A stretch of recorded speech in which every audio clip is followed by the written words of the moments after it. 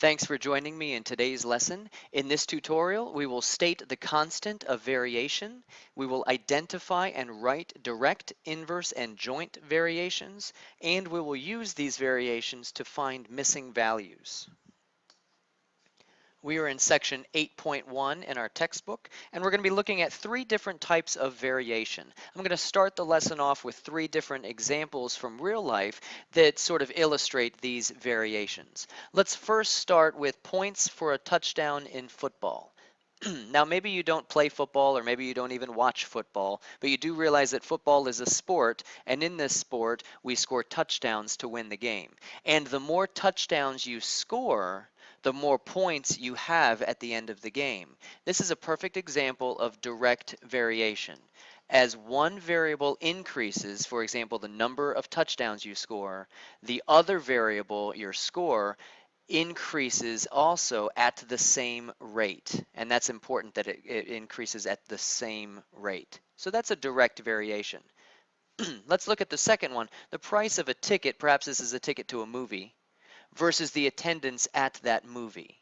Now this is something that's a little bit different with your variables. As you increase the ticket price, for example, pick a favorite movie that you'd like to go see this weekend. If that ticket cost you $75 to go and watch, I don't imagine that you're going to want to do that. So perhaps the more expensive the ticket, the attendance might go down. Yeah, I know it depends on the show, but as one thing increases, the other thing decreases. Now let's do it the other way. Let's say the price of the movie ticket starts to decrease all the way down to, let's say, $1.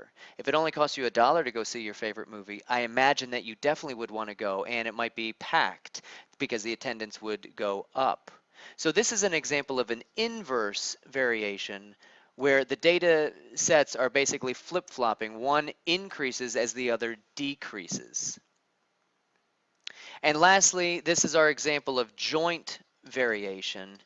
Joint variation is very similar to direct variation. As variables increase, the other variables increase. Joint just has more variables involved. Direct and inverse will only have two variables. Joint variation has many variables. So for example, let's say we're talking about refreshment income at a stadium, and it depends on the number of stands you have and the number of people there, the attendance, and of course $2 for each hot dog. So because there's multiple variables, the attendance and the number of concession stands, this is going to be a joint variation. Still very similar to direct because your income is going to go up with the more stands you have and the more people in those stands to buy your $2 hot dogs. Okay, so let's give a more mathematical definition for these. First of all, let's talk again about the constant of variation. We label that with the letter K. K will represent our constant of variation. It's that magic number that sort of links everything in the problem together, and we find it first. Typically, we find it first. Direct variation, these are the buzzwords. These are the words that you're going to see. Y varies directly with X.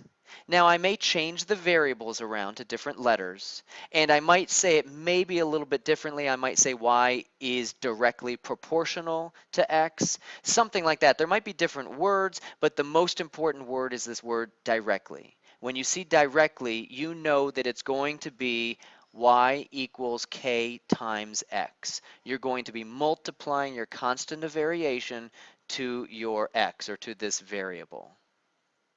If we look at the graph of a direct variation is simply a line. This line has a 0 for the y-intercept, so every direct variation will cross right through that origin. And it might be a sloped line that's a positive slope, it might be a sloped line that's a negative slope, something like that. But every direct variation will be a straight line through the origin.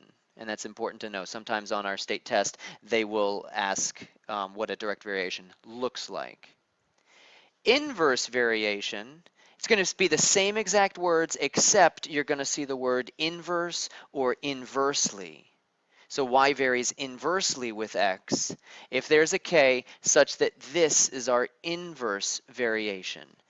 And you can see that we're taking K and dividing by the variable. So direct, we multiply. Inverse, we divide, which makes sense because an inversion is sort of a fraction. So k divided by x makes sense. And if we look at the graph of an inverse variation, in a previous tutorial, we looked at the graph of a rational function, which is what this is. There's one thing that x cannot be, and we have that vertical asymptote. I'll just do this.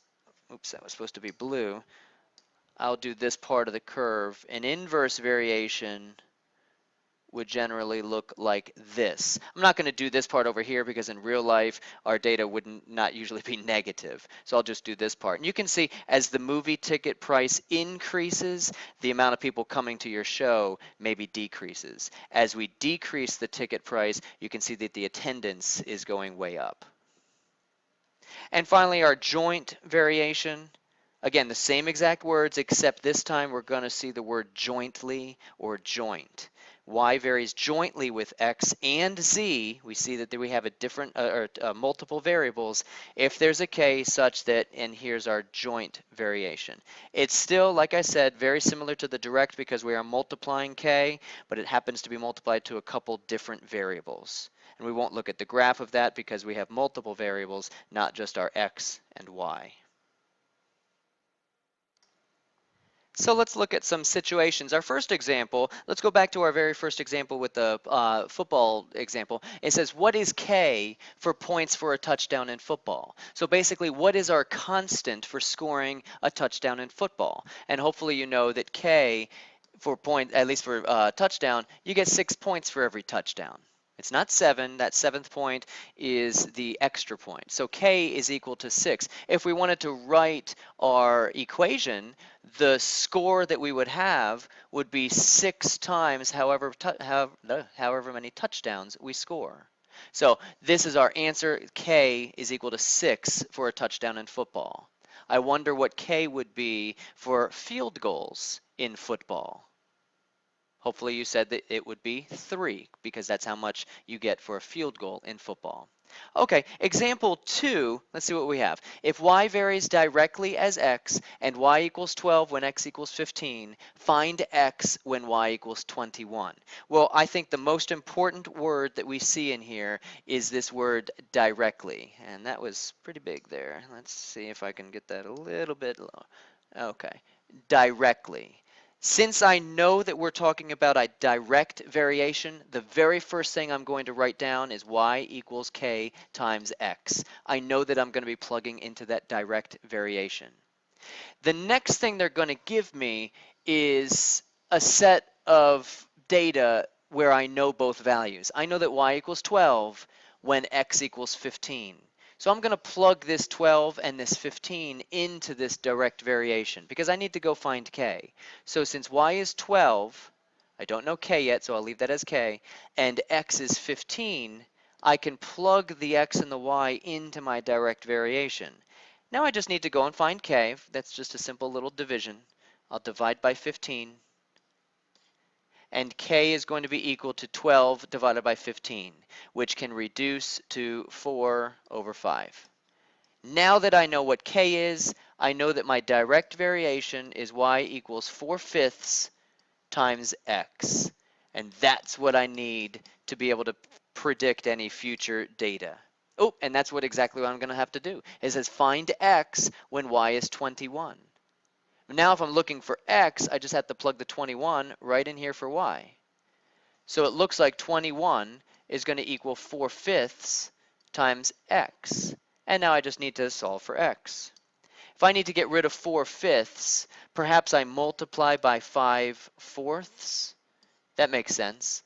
I have to do that to both sides, so I'll multiply by 5/4 because the 4 will cancel out with this 4, and the 5 will cancel out with this 5, and x will be all by itself. So x will be all by itself here, and over here I get, let's see, 5 times 21 is 105, divided by 4 times, well, just a 1, so that's just 105/4. And there's my answer. Let's look at the second one. It says if g is inversely proportional to the square of m, and G is 3 when M is 4. Find G when M is 6. Okay, so there's a lot of words in there, but the most important word, inversely. I know that we're talking about an inverse variation. So since it's an inverse variation, the first thing I'm going to write down is my inverse variation, except that I'm using a different variable, so it's going to be G is inversely proportional, so it's k divided by something, and in this case I'm dividing by the square of m. Well, that means m squared. So there is my inverse variation. Remember, inverse means that we're dividing, k divided by something.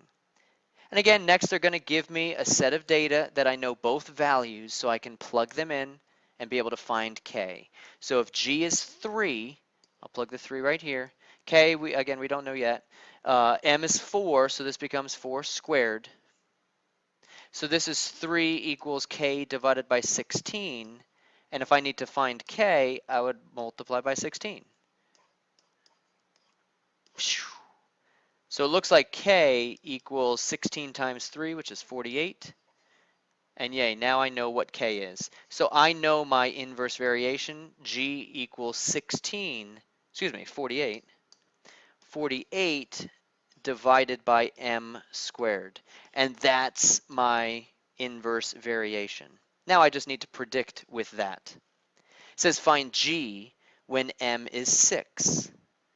Okay, so I can take my g, I don't know what that is yet, 48 divided by, if m is 6, then this becomes 6 squared. So that's pretty simple. G equals 48 divided by 36. I believe 12 goes into both of those. It goes in 4 times to 48 and 3 times to 36. So it reduces to 4/3, and that's what G is. So we've seen a direct variation and an inverse variation. I wonder what's next. The area A of a triangle varies jointly, and there's our special word, we're talking about a joint variation, as the base B and the height h. So there are our two variables. It says find the equation of joint variation if, and here's all our other variables. So the first thing I need to write is my joint variation. It says that A is jointly, varies jointly as the base B and the height h. So A is varying jointly, meaning I'm multiplying k to these two variables b and h that they gave me. And it says find the equation. Well, I basically have the equation. I just need to know what is k. And that's why I'm going to plug in the numbers that they give me. They give me that A is 100, so there's the 100. They don't give me k, that's what I'm looking for. They give me B is 25. They give me H is 8. And that's enough to go and figure out what k is. So this is 100 equals 25 times 8 is like 8/4, that's 400. Excuse me, that's 200. 200 times k. And now let's just divide by the 200 to figure out what k is. And it looks like 100 divided by 200, k is 1/2.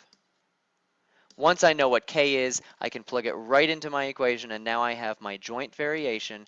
A is 1/2 the base times the height, which we actually already knew. This must be the area of a triangle. 1/2 times the base times the height. So example 5, it says to determine from the tables below if the data shows a direct or an inverse variation, and if it's neither of those, then no variation. Joint variation is not a possibility here because joint variation requires at least 3 variables, and of course these tables only have 2 variables. So they're either going to be direct or inverse, or they're not going to have a variation. And if they do have a variation, let's write the equation relating y and x. So let's look at our first one, and we're looking 3 to -1, 6 to -2, 9 to -3, 12 to -4, 15 to -5. And we want to see if it's direct or inverse. Well, direct would be something being multiplied to x to get y.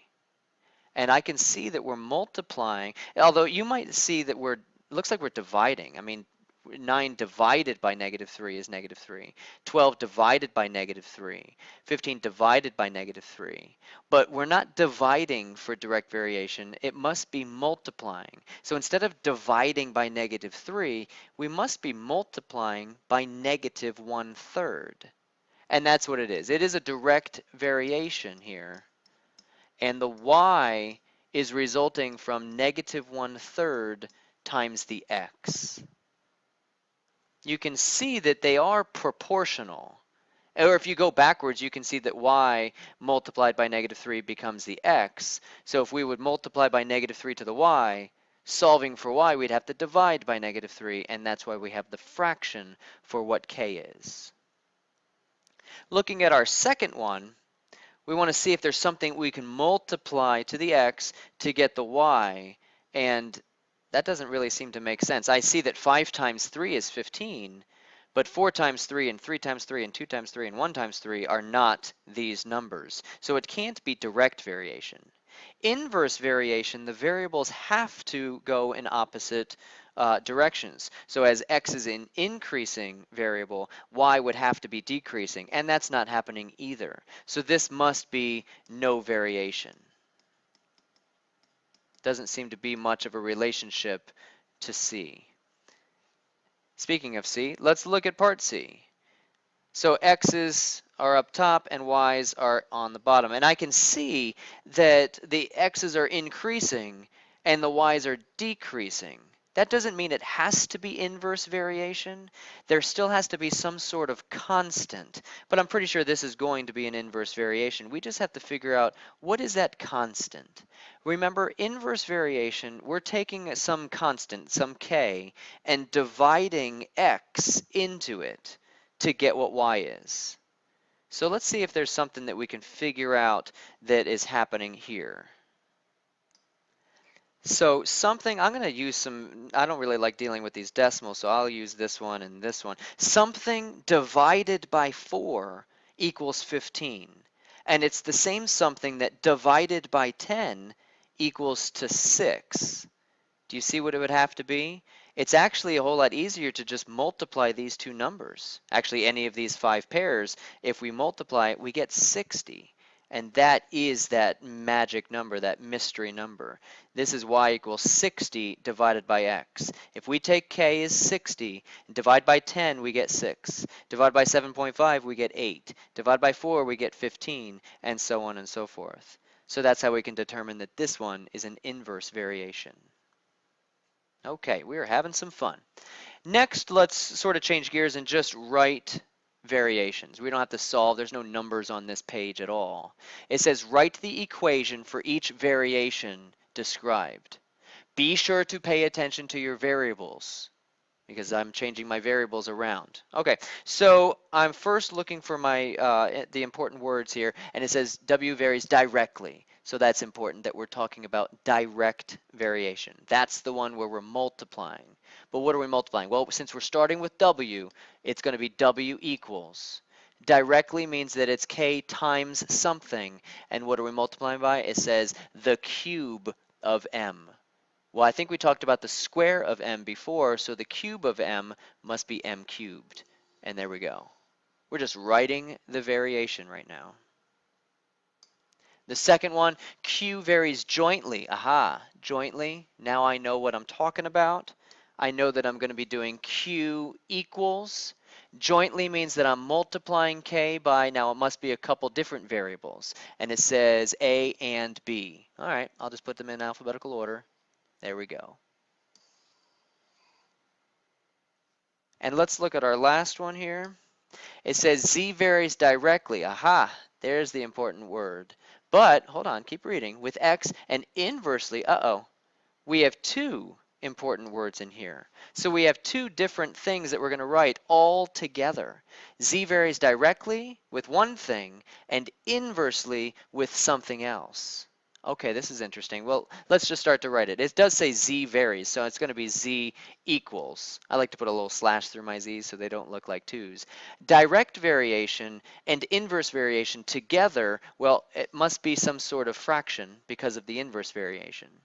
Direct variation means it's going to be k times something, and in this case it's k times x.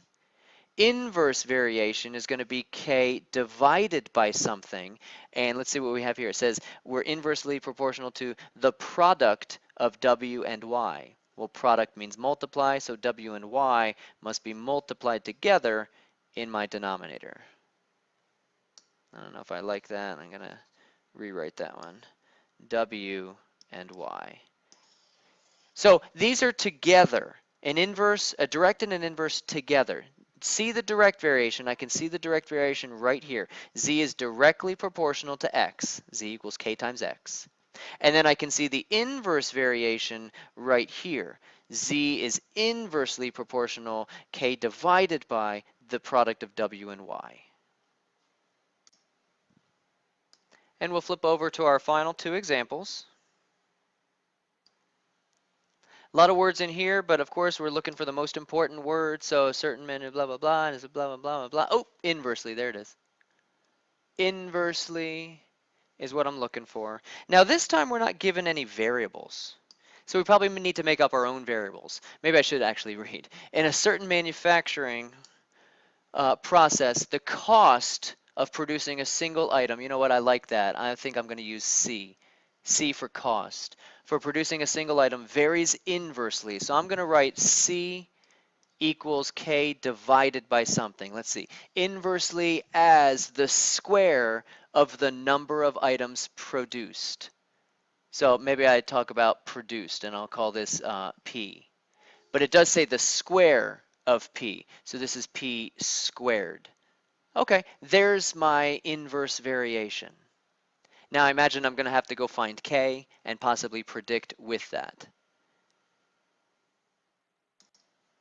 And magically, I wanted to create a little bit more space, so we'll do the other example on the next slide. So I've got my equation.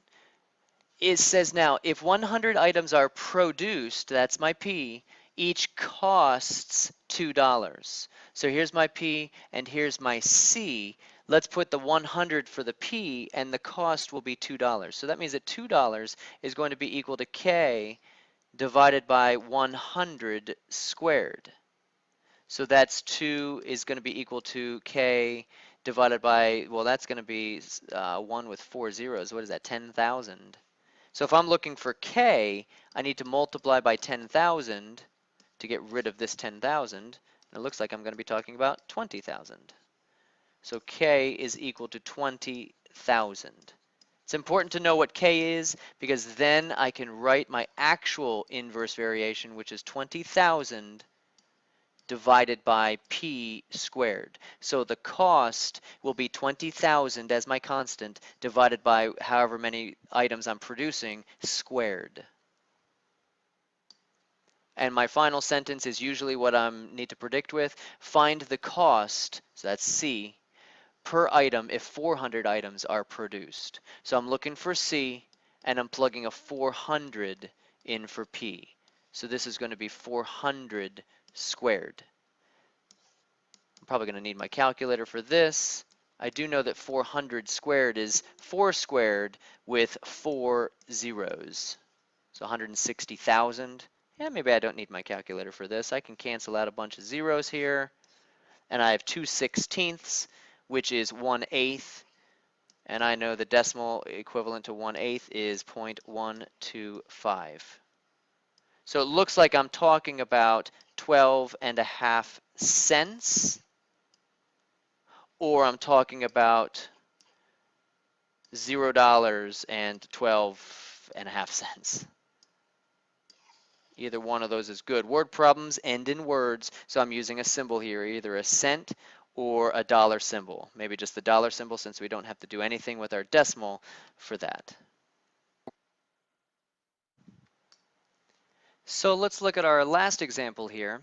Got a lot of words on this one. Let's see if I can identify the important words. The number of vibrations per second, or rather the pitch, of a steel guitar string varies directly. So there's our direct variation. But if you keep reading, that's with the square root, so watch out for that, of the tension, and inversely as the length of the string. Okay, so we do have some things going on here. Let's see if we can get some good variables. I'm going to use what happened there? Let's do that again here. Inversely. There we go. That's a little bit better.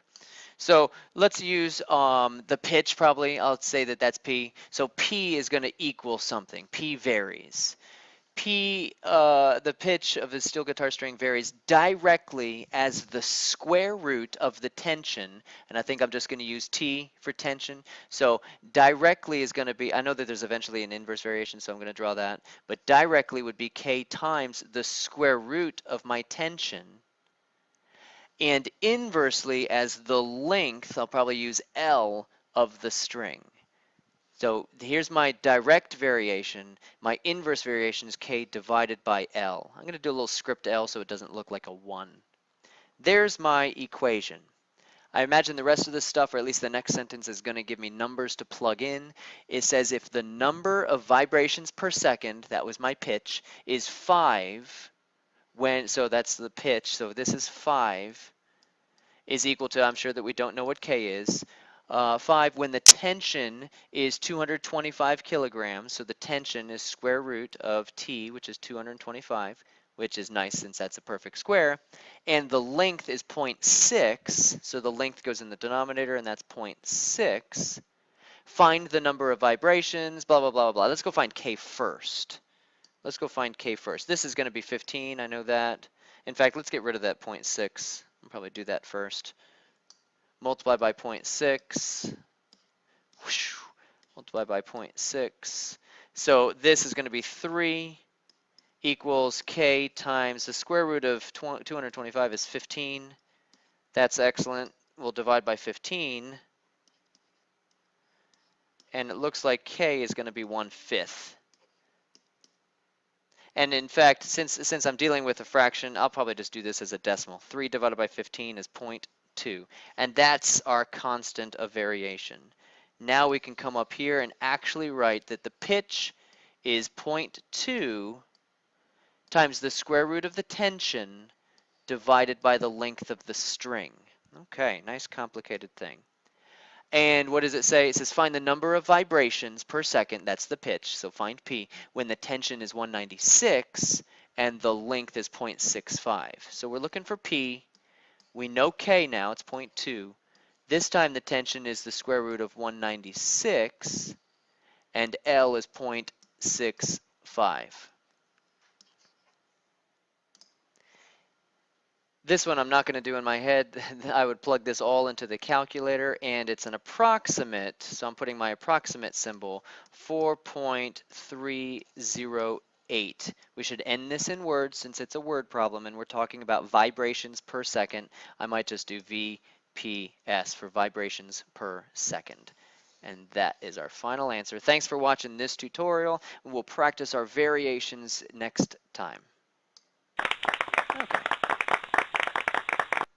See ya.